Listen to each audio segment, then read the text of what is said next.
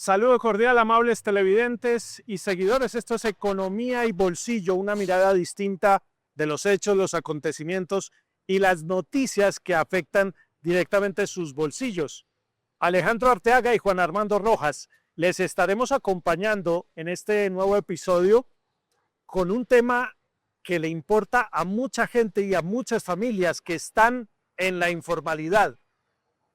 ¿Cuántas personas todavía no consiguen un trabajo con todas las de la ley? ¿Cuántas personas están en lo que se considera popularmente el rebusque y cómo viene avanzando el país en reducir esta proporción de personas? Se los contaremos aquí en Economía y Bolsillo. Alejandro Arteaga, bienvenido. Muchas gracias, Juan, y bienvenidos a todos nuestros televidentes para hablar de este importante tema que, pues se puede decir, es el que más afecta el bolsillo de los hogares. El que más preocupa a los hogares porque está de por medio, por supuesto, el sustento de las familias colombianas. Bienvenidos.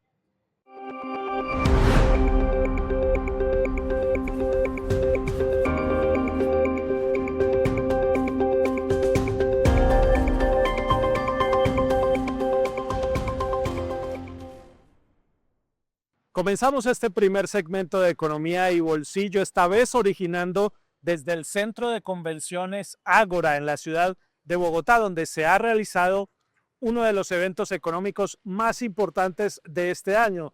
Se llama Economía para la Vida, un foro donde convergen autoridades económicas, el gobierno nacional, la academia, pero también organizaciones sociales y organizaciones sindicales para abordar precisamente este que ha sido uno de los temas más importantes de los últimos días en la conversación nacional, que tiene que ver con las tasas de informalidad. Y mucha atención a esta noticia porque el Departamento Nacional de Estadísticas, DANE, ha entregado el más reciente informe del mercado laboral correspondiente a marzo de este año, según el cual en el último año, con cifras a marzo, repito, cerca aproximadamente 800,000 personas han logrado ingresar a la formalidad, es decir, acceso a un trabajo con todas las garantías de ley. Alejandro, y a quién precisamente, con quién hemos conversado en esta oportunidad con ocasión de este foro que se realiza aquí en Ágora. Pues Juan Armando, televidentes, precisamente estábamos hablando con Fabio Arias, él es el presidente de la Central Unitaria de Trabajadores, el sindicato más grande del país, y le preguntábamos sobre este aumento en el número de personas formales en Colombia, que según esas cifras que menciona usted, dice el DANE, se llegó a 10.800.000 colombianos en cuanto a tasas de formalidad, es decir, personas que tienen todas las condiciones laborales, todas sus prestaciones en materia laboral, y le preguntábamos precisamente cuál es su percepción después de la publicación de estos datos del Departamento Administrativo Nacional de Estadística, DANE. Escuchemos. Los registros que hoy se tienen sobre el desempleo son registros positivos, contrario a todo lo que el empresariado y los partidos políticos que los apoyan a ellos, como el Centro Democrático y Cambio Radical, pues se quedaron ahí, sí, como se dice, con los crespos hechos, llamado coloquialmente. Y es que dijeron que si se aumentaba el salario, se vendría una pérdida de empleo y una quiebra de empresas. No ha sucedido ni lo uno ni lo otro, y por el contrario, durante todo el periodo del gobierno de Gustavo Petro, incluso con el aumento salarial que ellos dicen que es exorbitante del salario mínimo vital, lo que se refleja en las estadísticas es que sigue disminuyendo el desempleo. De tal manera que ha quedado refutado en los hechos. Dato mata relato, decimos nosotros, de que evidentemente toda esa apocalipsis que nos anunciaron no ha tenido cabida, y por el contrario, cada vez se impone más el criterio de que si la gente gana más, evidentemente se puede consumir más, incluso la producción sube y el desempleo baja. Eso es la realidad de lo que está sucediendo en Colombia, que acaba con toda esa ortodoxia neoliberal que nos decía todo lo contrario. Ahí veíamos pues las posturas del presidente de la Central Unitaria de Trabajadores CUT con respecto a las cifras que reveló el DANE, pero también quisimos llegar hasta este evento aquí en el Centro de Convenciones Ágora de Bogotá para indagar también sobre los pronósticos, algunos de ellos un poco pesimistas de ciertos sectores gremiales como FENALCO, por ejemplo, que apuntaban a que los incrementos de salarios que se han aplicado en los últimos años y especialmente para este año 2026, pues podrían ser nocivos o afectar la calidad del empleo en Colombia. Incluso se hablaba por parte de FENALCO de la pérdida inminente de 700.000 empleos. Le preguntamos al vocero de las centrales obreras sobre este aspecto en particular. Ahí sí, como se dice, desmantelada su pronóstico, quedó definido que fue un engaño solamente para impresionar a algunas personas y quedó demostrado que ellos siempre juegan al engaño. En la época de los gobiernos proempresariales y neoliberales nos dijeron una y otra vez que no se podían aumentar incluso ni el salario mínimo, ni remunerar mejor a los trabajadores, sino quitar derechos y disminuir el salario, puesto que era la forma de aumentar empleo. Y eso también quedó refutado. Cuando Uribe nos dijeron que la ley 789 del 2012 iban a generar 700.000 empleos al al aumentar la jornada diurna hasta las 10 de la noche, reducir el pago de los dominicales y festivos e inclusive acabar con el carácter laboral de contrato de aprendizaje. Y pasó el tiempo y fue pura mentira, engaños. Yo creo que ya el país está, ahí sí como se dice, saturado de engaños. Cada día comprende más que son intereses los que los lleva a ellos a decir esas cosas. Porque claro, cada vez que un trabajador se gane un peso adicional, será un peso que de alguna manera pierden los grandes empresarios que no quieren por ningún motivo que les quiten ninguno de sus privilegios. Y aquí hay un punto importante. Colombia es de los países más desiguales del planeta. Es decir, tienen demasiados ingresos unos pocos, los mega ricos, los grandes empresarios de las corporaciones, y tenemos muy pocos, la inmensa mayoría de los trabajadores. Lo que ha hecho Petro es simple y llanamente hacer justicia social para darle un poco más a los trabajadores de lo que ha sido la generación de riqueza. Pues Juan Armando y televidentes, precisamente otro de los puntos que tocamos con el presidente de la CUT, Fabio Arias, después de la publicación de estos resultados del DANE, es sobre la calidad del empleo. Como usted decía y como veíamos hace un momento, desvirtúa todos esos pronósticos que se tenían desde el año pasado cuando estábamos en la negociación del salario mínimo, y también habla de esa calidad del empleo al cual están accediendo millones de colombianos en este momento, y tras ese aumento de más del 23% que decretó el gobierno del presidente Gustavo Petro. Pero la OIT habla de trabajo decente, que tiene 4 componentes, ¿sí? Que son ingresos dignos, seguridad social, diálogo social y libertades sindicales. Digamos que en el caso de Colombia, por lo menos se cumple con uno de esos puntos, que es la seguridad social. Los otros no, porque son trabajadores que no están todavía afiliados a los sindicatos, no hay diálogo social porque esto no fue un acuerdo en la Comisión Nacional de Concertación, sino un desacuerdo total. Y obviamente que no podemos decir que estos sean los ingresos dignos que requiere la población. Pero digamos que en materia de seguridad social sí es un avance y es una mejor calidad con respecto a lo que había antes. Hay que decir, Alejandro, que también en este evento, en este foro económico que se realizó aquí en Ágora, en el centro de convenciones en la capital del país, pues también se habló de cómo les está yendo a los distintos sectores. Algunos de ellos tienen unas dinámicas interesantes, como el sector agropecuario, donde se han venido creando empleos y empleos de mejor calidad, pero también en el sector del turismo. Sobre esto también le preguntamos precisamente a Fabio Arias, el presidente de la CUT, para saber, para conocer un poco dónde es que se están creando estos empleos que, según el DANE, pues han permitido precisamente bajar la tasa de desocupación a niveles inferiores al 9%. Como ha crecido fundamentalmente el turismo, pues allí es donde evidentemente se pueden generar mejores condiciones para tener seguridad social, e inclusive el comercio. Esos son los sectores más intensivos en mano de obra en Colombia, de tal manera que esos que llegan allí con la seguridad social nos parece a nosotros que es un paso adelante, que evidentemente nos parece mejora la condición de los trabajadores, así no sea todavía suficiente.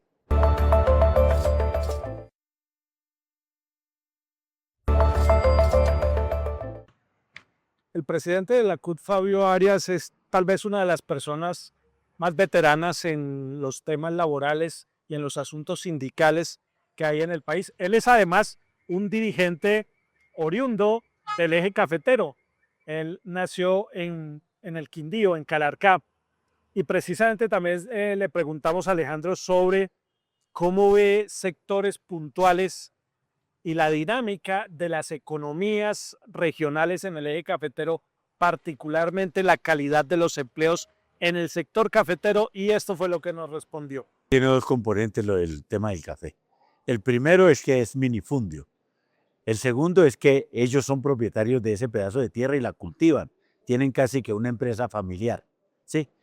Lo más grave de todas esas circunstancias es que esos trabajadores se envejecen, esos propietarios, y llegan a la vejez y no obtienen ningún recurso para su vejez, es decir, no tienen pensión.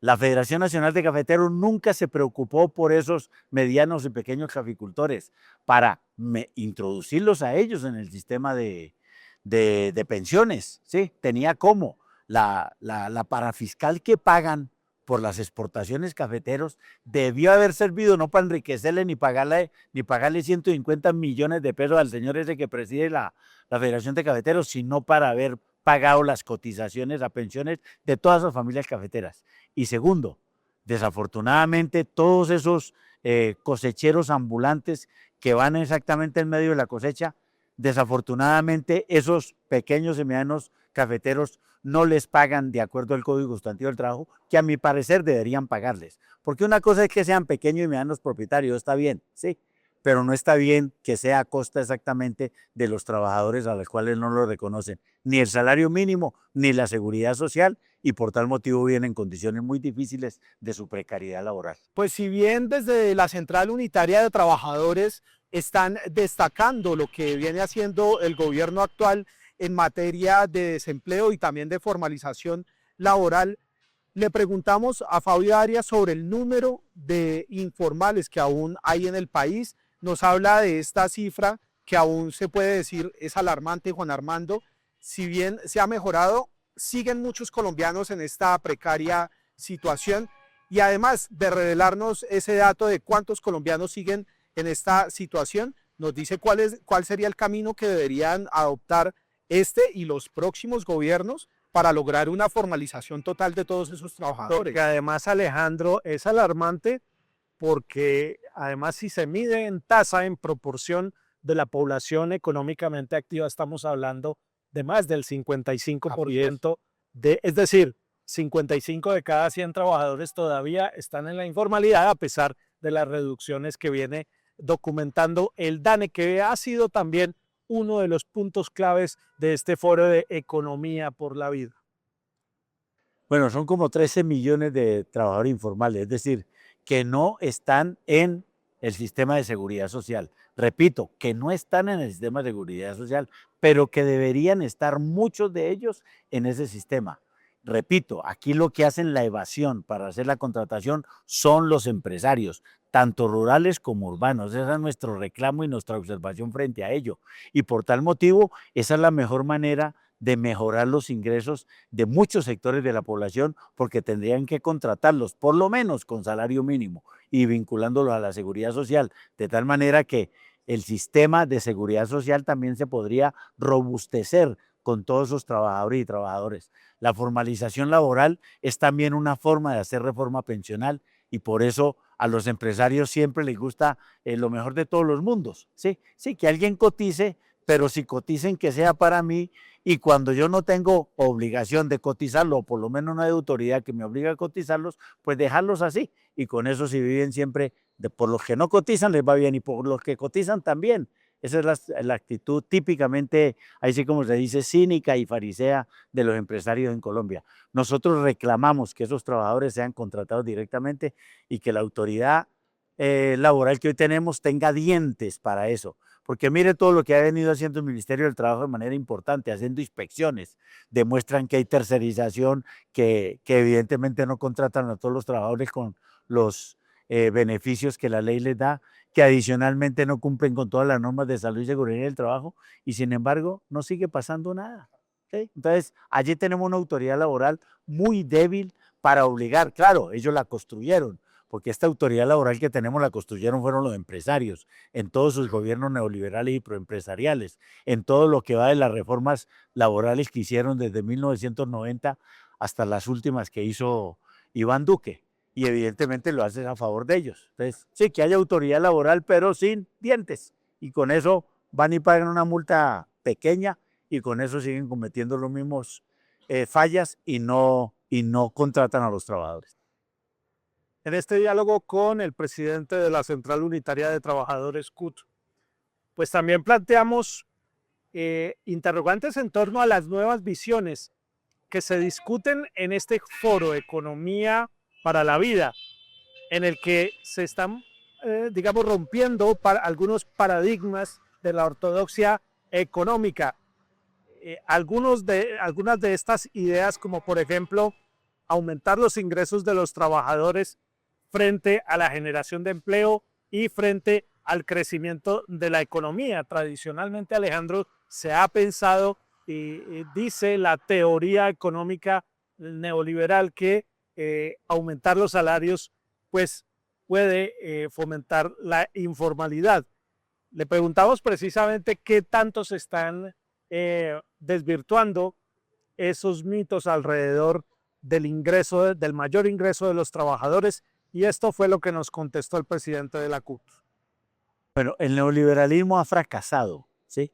Es ya muy difícil que alguien, por lo menos con algún grado de conocimiento pleno de lo que pasa en las economías, pueda venir aquí a decir que el neoliberalismo sí cumple un papel productivo, ¿sí? Puesto que ya definitivamente no lo cumple. Ya todos los que estaban en esa fe, en esa ortodoxia neoliberal, cada vez vienen diciendo que se deben hacer otras cosas. Claro, pero ¿cuál es el problema que tenemos? El problema que tenemos es que todavía en el mundo sigue predominando el capital financiero, el gran capital financiero, las grandes corporaciones nacionales y extranjeras a todo nivel. Y ellas sí no permiten que esa ortodoxia neoliberal se pueda modificar de manera, así como se dice, razonada. No, para eso se requieren modificaciones en la composición política de los gobiernos y de las estructuras, las estructuras financieras que hoy están en el mundo. Por eso hoy existen temas como el BRICS. El BRICS es la primera situación económica que viene a generar una nueva estructura o una nueva arquitectura de la estructura financiera del planeta, que le haga competencia a lo que es el Fondo Monetario Internacional y el Banco Mundial, que es la que ha venido funcionando especialmente después de la Segunda Guerra Mundial y que la ha gobernado todo el tiempo los Estados Unidos. Hoy ya hay cosas distintas, entre otras esta, y eso muestra que la correlación de fuerzas entre todas estas medidas abiertamente neoliberales y buscar otra arquitectura, que es la que se está discutiendo en este evento de Economía para la Vida, porque es para la vida, no para los grandes intereses de gran capital. Se trata especialmente de modificar ese punto, ¿sí? Sino para la actividad productiva. Entonces, eso ya está sucediendo a nivel planetario. El neoliberalismo cada vez se ahoga en sus propias leyes y reformas, y por el contrario, cada vez este otro proceso político y económico que está en desarrollo, de hacerle competencia, del multilateralismo, de los BRICS, ¿sí? Se impone cada vez más, y cada vez más se habla entonces de que hay que buscar nuevamente en que la economía real, es decir, desarrollar las fuerzas productivas, tanto del campo como de la industria, sean los elementos con los cuales las economías de los países y las naciones prosperen. Y allí viene ya es un problema de la redistribución, es decir, que eso se haga, pero reconociendo derechos laborales a los trabajadores y trabajadoras. Pues Juan y televidentes, ustedes saben que cualquier decisión que se adopte desde un gobierno en materia de política exterior afecta directamente el bolsillo de los colombianos. Le preguntábamos también al dirigente sindical sobre cuál debe ser esa posición, esa postura del próximo gobierno en materia de política exterior, esto teniendo en cuenta la situación que se tiene en este momento con el Ecuador y sus exportaciones, y también con otros países a los que tradicionalmente Colombia viene vendiendo productos, pero pues que han tenido algunas restricciones y algunos bajonazos, si se permite el término, en materia de ventas a esos países. Esto fue lo que dijo Fabio Arias en materia de política exterior y el impacto que esto puede tener sobre el ingreso de los hogares. Especialmente hemos visto que desde que llegó el gobierno de Gustavo Petro ha habido un ascenso en lo que se llama el consumo interno de los hogares. Eso lo registra el DANE todas las veces que saca una estadística. Lo cual muestra es que hay mayores ingresos de la población por diversos medios, no solamente por el salario, también por la reforma laboral, pero adicionalmente por los subsidios que el gobierno da a ciertos sectores de la población. Por ejemplo, elevar el subsidio de 80.000 a 230.000 para los adultos mayores e inclusive elevarlo de 1.700.000 a 1.700.000 a 3 millones son formas en las cuales la población tiene mejores ingresos y por tal motivo eso se ve reflejado en el consumo interno. Esto es Economía y Bolsillo, cubrimiento especial del Foro Economía para la Vida en el Centro de Convenciones Ágora en la ciudad de Bogotá. Hacemos una segunda pausa y ya regresamos con la recta final de este episodio de Economía y Bolsillo.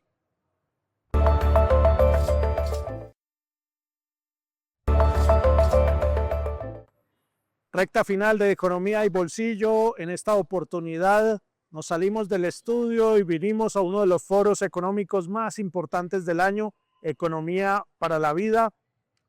Y planteaban aquí, Alejandro, también sobre los retos que vienen, no solamente para el nuevo gobierno, sino que les espera a los trabajadores y trabajadoras en adelante. ¿Cuáles son esos retos que hay en materia laboral, en materia de crecimiento económico y en materia de ingreso? Esa misma pregunta que se planteó en este importante foro económico se la trasladamos también al presidente de la CUT en torno a cuál es ese desafío. Nubarrón, ¿se podría hablar? ¿Se puede hablar de nubarrón o desafío, Juan? Desafíos para los bolsillos, desafíos para la economía del país, y esto fue lo que planteó el presidente de la CUT. El presupuesto nacional. Los neoliberales dicen que se resuelven disminuyendo el Estado. Nosotros los progresistas decimos que se resuelve es imponiéndole impuestos a los megarricos, a los altos dividendos, a los grandes empresarios, al gran patrimonio, es decir, a los que tienen plata, e incluso reduciendo exactamente el IVA para las canastas familiares más básicas. Terminamos este episodio de Economía y Bolsillo. Alejandro, enriquecedor el diálogo en el foro Economía para la Vida. Muy enriquecedor y también muy importante que se empiecen a hablar de estos temas de cara al próximo gobierno, pues es prácticamente el que sea. Prácticamente pues es uno de los temas vitales para el buen desarrollo del país y también el bienestar de la población, de todos esos trabajadores y trabajadoras que ya están en el mercado laboral y los que vienen en camino, ¿no? Porque van a seguir ingresando personas al mercado laboral y lo que se espera es que tengan buenas condiciones para ese futuro y para esa estabilidad económica. Una estabilidad económica que es deseable también para todos en el eje cafetero donde nos ven y nos escuchan. Esto fue Economía y Bolsillo. A ustedes, amables televidentes y seguidores, los invitamos a compartir este y todos los contenidos del programa. Hasta una próxima.